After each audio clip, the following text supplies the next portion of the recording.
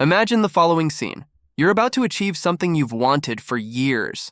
The promotion is practically guaranteed, the relationship is finally flowing, the project you dreamed about is becoming reality. And then, without warning, without any apparent reason, you do something that puts it all at risk. You're late for the decisive meeting. You start a pointless fight with the person you love.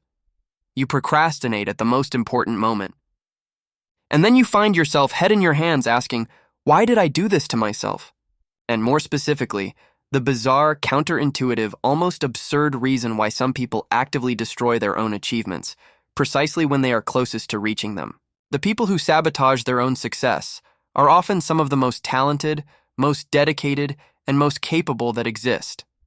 And that is exactly what makes this behavior so painful and so confusing. Because rationally, it makes zero sense to work hard for something for years, and then, at the decisive moment, throw it all away. It operates on safety. And here's the first great truth you need to absorb. To your brain, success can be perceived as a threat. Yes, you heard that right. The same thing you consciously desire can be interpreted by your unconscious as a danger you need to flee from. And when that happens, your brain enters protection mode. And it protects you by sabotaging exactly the thing you want most. Why would the brain see something good as threatening? The answer lies in what psychologists call the ceiling of worthiness. Each of us carries deep down a silent belief about how much we deserve to receive from life. This belief is not consciously built by us. It is installed throughout childhood, through subtle and not so subtle messages from parents, teachers, friends, and the culture around us. When you were a child, without realizing it, you absorbed an invisible measure of what would be appropriate for someone like you. How much success would be appropriate? How much love would be reasonable? How much money would be fair? How much happiness would be allowed? And when life begins to offer more than that ceiling allows, something inside them snaps. Because exceeding that invisible limit means, symbolically, breaking with the identity that was built since childhood. It means being someone different from who their parents predicted.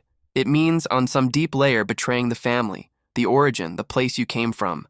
And the emotional price of that seems unbearable. It pulls you back below the ceiling.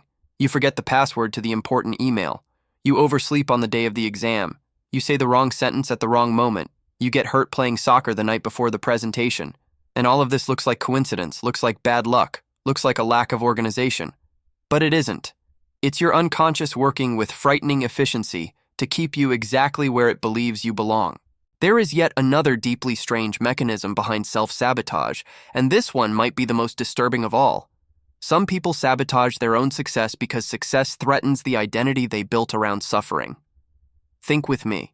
If you spent your entire life identifying as the person who struggles, the person who suffers, the person who never has any luck, the person who has to try 10 times harder than everyone else, what happens to your identity when you finally win? Who are you when you stop being the victim of your own story? Who are you when the character you played for decades loses its reason to exist? Because suffering, as strange as it may sound, has become a home, a familiar place, a space where the person knows how to move. And success, on the other hand, is foreign territory. There's no map, there's no manual, there are no references. And the human brain prefers, 1,000 times over, the known hell to the unknown paradise.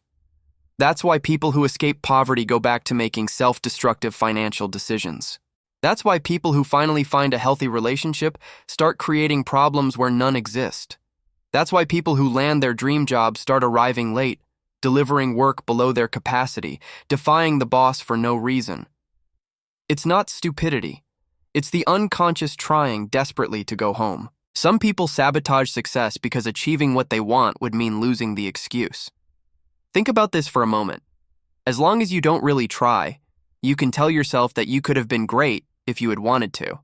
As long as you don't finish that book, you can believe that you have a masterpiece inside you. As long as you don't start that business, you can see yourself as an entrepreneur in potential. Your greatness lives intact in the realm of possibility. But the moment you really try, you risk discovering that maybe you weren't so great after all. Maybe the book is mediocre. Maybe the business fails. Maybe you are just another ordinary human being, with ordinary talents, living an ordinary life. It's preferable to keep sabotaging, to keep postponing, to keep creating obstacles. Because as long as success is delayed, the dream stays alive. And as long as the dream is alive, the person can keep being that misunderstood genius, that special soul who is still going to show the world. Self-sabotage, in these cases, is not a defect. It's a sophisticated strategy to protect the self-image from contact with reality. Now, before you start judging yourself harshly, before you start thinking there is something wrong with you, I need you to understand something. Everything I just described is absolutely human. These mechanisms exist in all of us, to a greater or lesser degree. Self-sabotage is not a sign of weakness. It's a sign that there are parts of your mind that were wounded at some point in your history, and those parts are trying to protect you in the only way they learned how. The problem is that this protection, way back then, made sense. Today, it only gets in the way. Just the fact that you are watching this video, just the fact that you are recognizing these patterns in yourself, is already a giant step. Because self-sabotage only works while it operates in the shadows. The moment you shine a light on the mechanism, it loses much of its power over you. The next time you catch yourself delaying that important project, the next time you see yourself creating an unnecessary conflict, the next time you notice that strange impulse to throw everything away, take a pause. Breathe, and ask yourself, with brutal honesty, what am I trying to avoid right now? What am I protecting myself from? What part of me still believes that I don't deserve this? The second thing is to start rebuilding piece by piece an identity compatible with the success you want. You cannot reach a new place carrying the same old self-image. If you still see yourself as the person who doesn't make it, any achievement will feel like a foreign body in your life, and you will unconsciously work to expel it. You need to start seeing yourself as someone who can, yes, be successful. Not tomorrow, after one more course, after one more diploma, after one more certification. Today. Now. Just the way you are. You're losing that version of yourself that survived everything it needed to survive. Honor that version. Thank it. Recognize that it brought you this far. And then, with care and respect, let it go. Because it has already fulfilled its role. And what needs to live the next phase of your life is a new version of you. A version that doesn't fully exist yet, but is being born with every decision you make to not sabotage, to not retreat, to not run from what is good. Well-being is going to feel suspicious. Success is going to feel unreal. And your impulse will be to create some drama to return to the familiar state. Resist. Sit with that uncomfortable feeling that everything is fine. Learn to breathe inside it. Learn to trust that you can stay in that place without needing to destroy it. This is perhaps the deepest work that exists.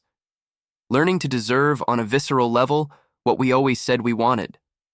I know it seems like a lot. I know it seems like a long road. But think about this. You have already spent years sabotaging your own success without even realizing it. Imagine what you can build when you start rowing in your own favor instead of against. Imagine who you can become when you stop spending energy tearing yourself down and start using that same energy to hold yourself up. Imagine the life that is waiting on the other side of this transformation. If this video made sense to you, if you recognized yourself in anything I said, if you felt that tightness in your chest that signals there is truth in what was said, I want to ask you a favor. Leave your like here on the video. It really helps me continue producing content about psychology and human behavior. And if you're not subscribed to the channel yet, subscribe now. Hit the bell to receive notifications for the next videos. Here we talk about those deep layers of the mind that no one teaches you, but that completely change the way you understand yourself and relate to life. Share this video with that person you know needs to hear this message. Sometimes, the right reflection, at the right moment, changes an entire life. Thank you for staying with me all the way to the end. And until the next video,